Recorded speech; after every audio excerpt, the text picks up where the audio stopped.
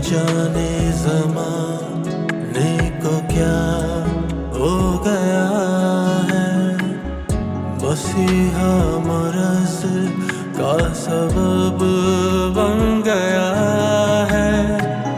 न जाने ज़माने को क्या हो गया है, मसीहा मरज़ का सबब बन गया है।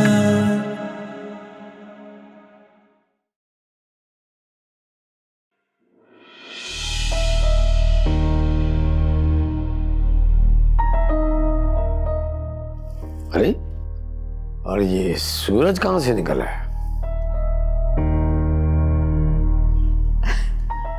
अस्सलाम वालेकुम।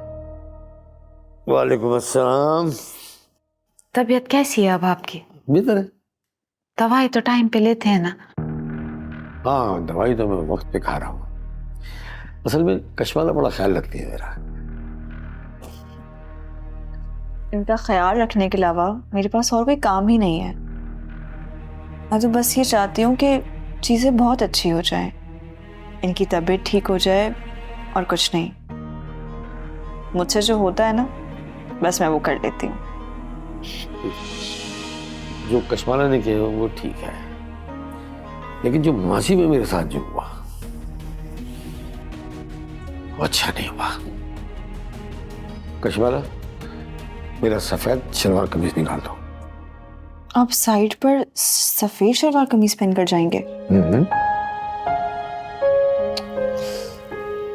सारा गंदा कर कर ले आएंगे आप ऐसा करें, काला सूट पहन लें, क्योंकि आपको आदत है हर काम अपने हाथ से करने की, और फिर उसके ऊपर दाग धब्बे लग जाएंगे, और जब मैं धोऊंगी तो आप कहेंगे ये देखो ये ठीक से नहीं धुला। अच्छा, ऐसा करो कि जो तुम्हारे समझ में आ रहा है ना वो कपड़े ले दो। हाँ ठीक है, मैं काला सूट निकाल देती हूँ आपके लिए। हाँ यार, मुझे काम पे पहुंचना है, काफी अर्सा देखा नहीं है।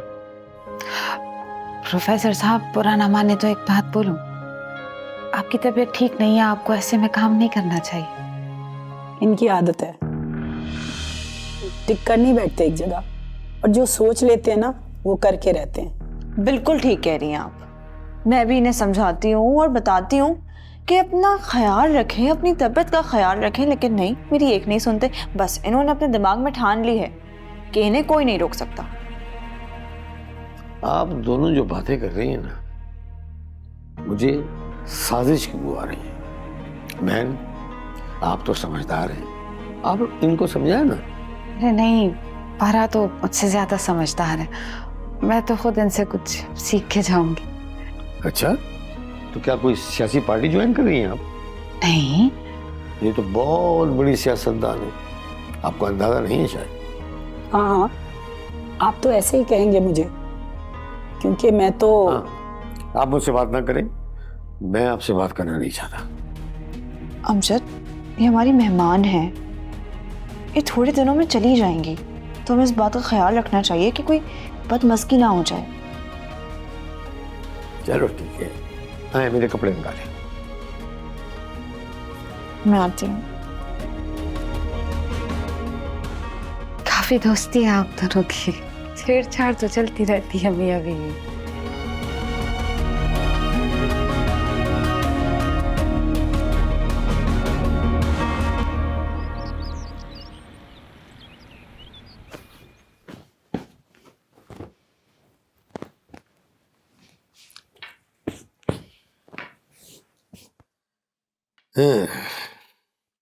कशवाला,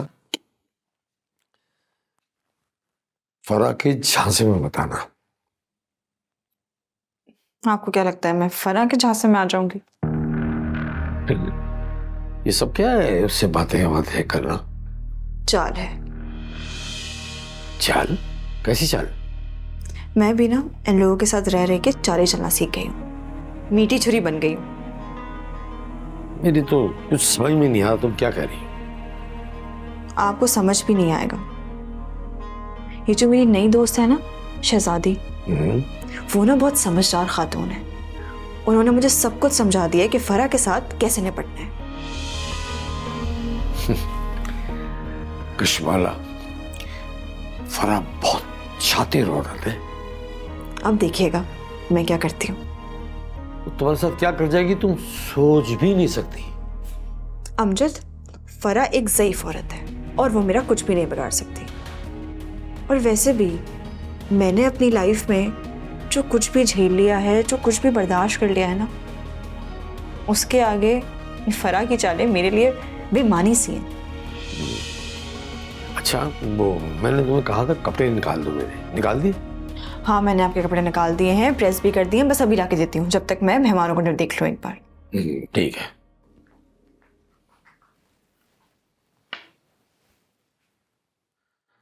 ये कश्मीर ने मुझे क्या बात कही है? शहजादी खातून तो मुझे समझ में नहीं आ रही। ये अचानक कश्माला की जिंदगी में दाखिल हुई। मैंने कश्माला को इनसे बात करने से रोक भी नहीं सका। हालांकि मैंने कश्माला पे पाबंदी लगाई थी कि वो किसी को अपनी दोस्त नहीं बनाएगी। लेकिन अचानक इस औरत में ऐसी क्या बात है कि मैं रोक नहीं सका कश्माला को उसके करीब आने से। और कश्माला इनसे इतनी इंस्पायर है, ये बात तो मैं सोच भी नहीं सकता था। देखता हूँ ये दोनों सहेलियां क्या गोल दिलाती हैं। देखना पड़ेगा, इंतजार करना पड़ेगा उस वक्त का।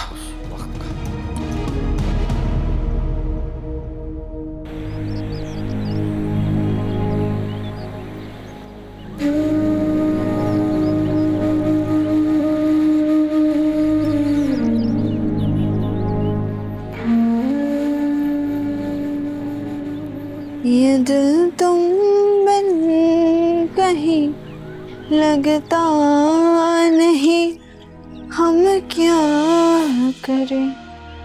आवाज तो बहुत अच्छी है तुम्हारी। तुम अंदर कैसे आए? दरवाजे से।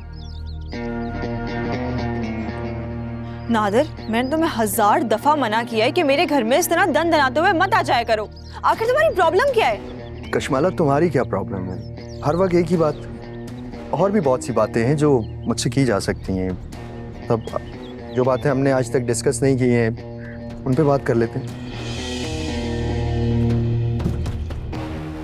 अच्छा, तो हमें क्या डिस्कस करना है जो आज तक हमने डिस्कस नहीं किया, बताओ। जो बातें हमने डिस्कस नहीं की हैं उनमें सबसे इम्पोर्टेंट बात ये है कि रात का जोड़ा किस कलर का होना चाहिए और वलीमा कहाँ होना चाहिए हमारा। किसका वलीमा? कौन सी बारात? कश्माला, हमारी बारात। जाहिर सी बात है, हमारी बारात होगी तो वलीमा भी हमारा ही होगा। अच्छा, मैं सोच रहा था कि बारात का जोड़ा सुर्ख रंग का होना चाहिए और वलीमे का। नादिर, तुम क्यों नहीं समझते हो मेरी बात को? तुम हाथ धो के मेरे पीछे क्यों पड़ गए हो? मैं तुमसे शादी नहीं करना चाहती हूँ और ये कौन सा वलीमा, कौन सा जोड़ा, कौन सी बारात? मतलब तुम खुद ही सोच लेते हो, खुद ही फैसला कर लेते हो, मतलब तुम मुझसे जबरदस्ती निकाह करोगे? नहीं कर सकती या करना नहीं चाहती? नहीं करना चाहती। मुझे तुम पसंद नहीं हो, मैं तुम्हें पसंद नहीं करती, मैं तुमसे कोई निकाह नहीं करना चाहती। तो क्या पसंद है तुम्हारी?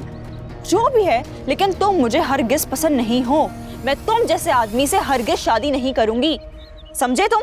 गुंडे, आवारा, मवाली और खास तौर पे तो बद किरदार आदमी से तो बिल्कुल शादी नहीं कर सकती हो। खुदा के लिए मेरा पीछा छोड़ दो। बद किरदार नहीं हूं मैं कश्माला। तुम हो बद किरदार। बद किरदार सिर्फ वो मर्द नहीं है जो सिर्फ औरत के साथ बद किरदार हो। जिस इंसान को इंसानी तहजीब और इखलाक का नहीं पता हो वो इंसान होता है बद किरदार। तुम्हारे ख्याल में इंसान का किरदार क्या है? इंसान की सोच, उसका उठना बैठना, उसका खाना पीना, हुकूकुल इबाद का इंसान कितना ख्याल रखता है, ये है उसका असल किरदार। वो लोगों को तकलीफ नहीं पहुंचा रहा, ये उसका किरदार है। तुम गलत तरीके से पैसा कमा रहे हो, तुम हराम और हलाल का फर्क नहीं जानते हो, तो इससे बेहतर यही है कि तुम यहाँ से चले जाओ। वाह वाह वाह वाह, क्या बात है, क्या लेक्चर दिया तुमने। तुम्हें तो लेक्चरार होना चाहिए, मतलब यूनिवर्सिटी में प्रोफेसर। जैसे लड़कियां डॉक्टर बनती हैं, इंजीनियर बनती हैं, तुम्हें प्रोफेसर बनना चाहिए। बहुत अच्छा लेक्चर देती हो, मेरी समझ में आया। अच्छा, तो तुम्हें समझ आ गया? जरा मुझे भी बताओ कि तुम्हें क्या समझ आया? यही कि बद किरदार कौन होता है? फिर कुछ नहीं। नादिर, मुझे बद किरदार मर्द पसंद नहीं है। कशमाला, मुझे अपना किरदार ही तो बदलना है। ये जो मोहब्बत होती है ना, ये इंसान का किरदार, इरादा, ये इंसान को अशरफुल मखलूक़ात बना देता है। मैंने बचपन में किसी किताब में पढ़ा था कि इंसान और दरिंदे में क्या फ़र्क है। इंसान वो दरिंदा है जिसे अशरफुल मखलूक़ात कहा जाता है, जो तमाम मखलूक़ात में सबसे अफजल है, जो सब पे अपना इजारा कायम करना चाहता है और कायम रखता भी है वो। तो कशमाला मेरी जान, इससे पहले कि मैं दरिंदा बन जाऊं या अशरफुल मखलूक़ात बना दूं, जब मैं अशरफुल मखलूक़ात बन जाऊंगा तो तुम मेरी बन जाओगी। कितनी सिंपल टेक्निक। तुम बिला वजह में गुस्सा कर रही हो, बिला वजह लड़ रही हो मुझसे। नादिर, तुम्हारे लिए इस वक्त बेहतर यही है कि तुम यहाँ से चले जाओ। कहीं ऐसा ना हो ये सर पे मैं तुम्हारे उठा दे मारूं। ठीक है, ये ख्वाहिश भी पूरी कर लो तुम।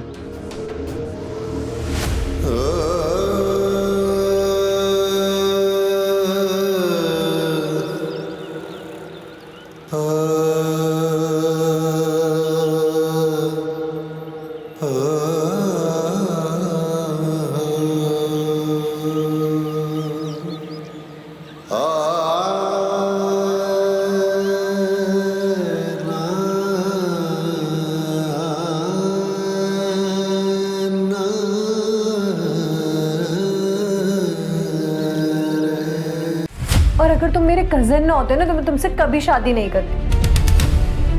बीवी तो तू बाली की ही बनेगी। सुनो लड़की, तुम इस घर की बहू नहीं बनोगी। तुमसे शादी करना सिर्फ मेरी एक मजबूरी थी। मुझे तलाक चाहिए। अफशा कभी घाटे का सौदा नहीं करती। अरे मौज जाओगी। क्या नबील मुझे तलाक दे देगा? जमाल को कुर्बानी देना होगी, यही इसका आखिरी हल है। पागल हो गया तू? जल्ला! उससे तो बेहतर था कि तुतिया पाल लेता।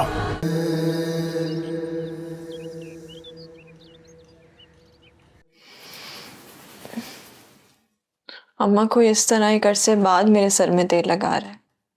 जब पहली बार तेरे सर पे हाथ फेरा था ना, तो मुझे पता चल गया था। तेरे बाल बिल्कुल खास की तरह थे। मैं समझ गई ना तू इनका ख्याल रखती है, ना अच्छी ग़िज़ा खाती है। वैसे भी शहर में कौन सा अच्छा खाना मिलता है। जब भी तो आपके बाल देखे ना, कितने अच्छे हैं। अब तो गाँव में भी चीज़ें खालिस नहीं मिलती। हाँ अम्मा, यही हाल है जब। अम्मा ना बोल मुझे, किसी ने सुन लिया ना तो गज़ब हो जाएगा। अम्मा बड़ी मुश्किल है ये ड्रामा करना। वैसे करना तो पड़ेगा ना कशु। लेकिन अम्मा कब तक हम ये बात छुपा कर रखेंगे? जब तक छुपा सकते।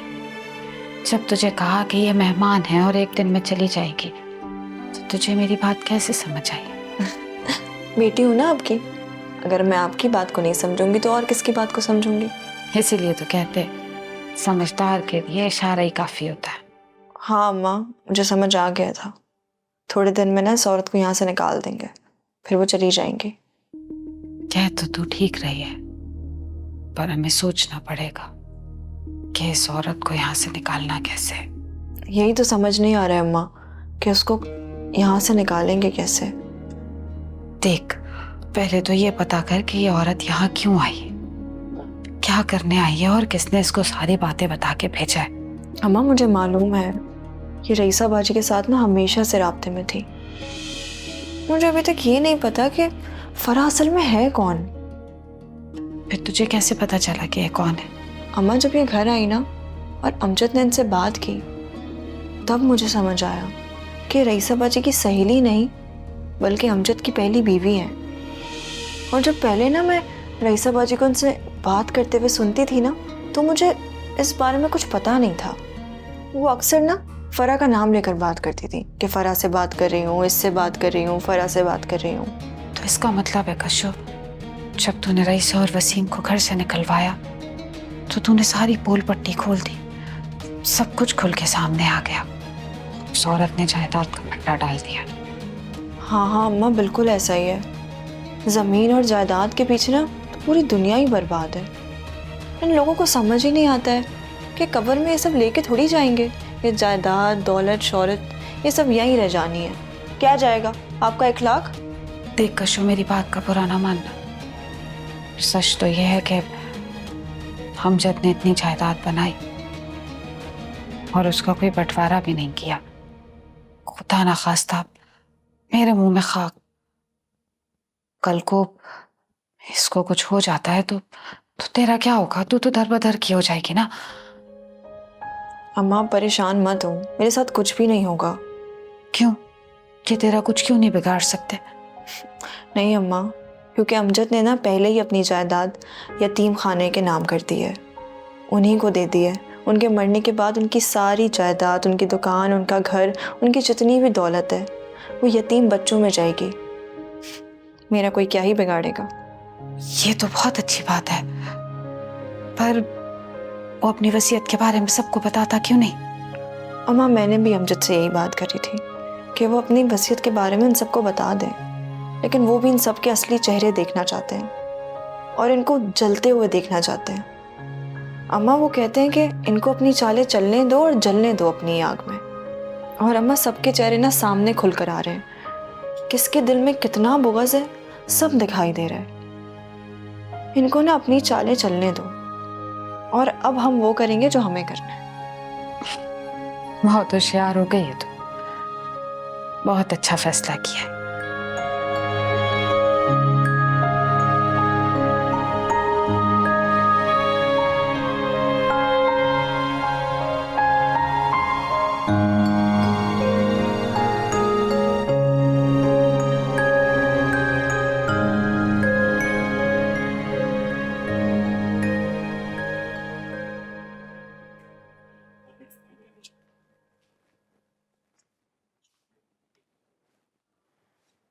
आप अब मेरी तरफ देखेंगे भी नहीं। खातून, आप मेरे लिए नामहरम हैं। आपसे मैं कहूंगा इस तरह बेबाकी से मेरे सामने ना आया करें। अमजद, आपसे ना मुझे हमेशा तकलीफ ही मिली है।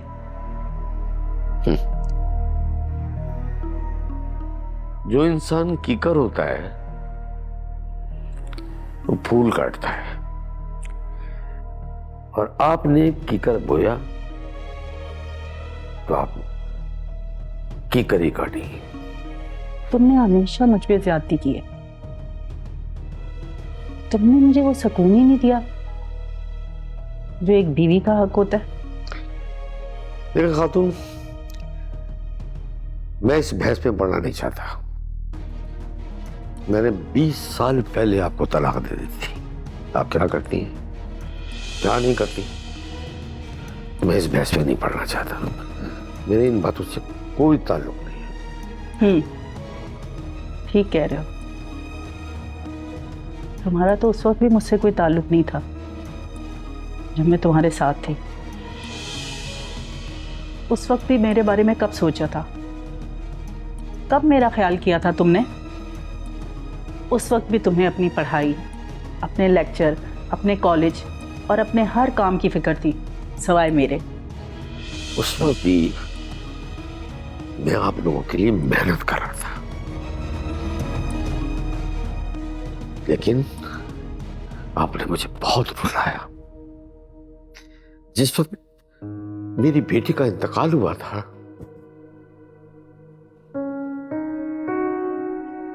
तो जो आपने मेरे साथ रवैया रखा, आपने तो ये भी नहीं सोचा कि वह हमारी औलाद है। अगर आपको कोई गलतफहमी हो गई थी तो मुझसे डिस्कस कर लेती, पूछ लेती, मैं आपको बता देता। लेकिन आप तो मुझ पे इल्जाम पे इल्जाम, इल्जाम पे इल्जाम, इल्जाम यही लगाती रही। और आपने क्या किया है? हाँ, मैं इल्जामात लगा रही हूँ। उस वक्त भी आपकी लापरवाही की वजह से आपकी छोटी बच्ची हाथ छुड़वाकर सड़क पर चली गई और एक्सीडेंट हो गया और हम औलाद से महरूम हो गए। महरूमी क्या होती है आप तो जानती भी नहीं है महरूम क्या होती है। आप तो अपने बेटे को लेकर चली गई थी वारिस बनाने के लिए। क्या हो गया, वो कहाँ है वारिस? फरा खातून, आपने मुझे बड़ा डिसअपॉइंट किया।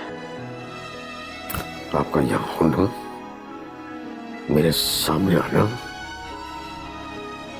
मेरे लिए एक असियत का बायस बन गया है। बराए मेहरबानी आप मुझसे, मेरी बीवी से और मेरे इस घर से दूर रहें।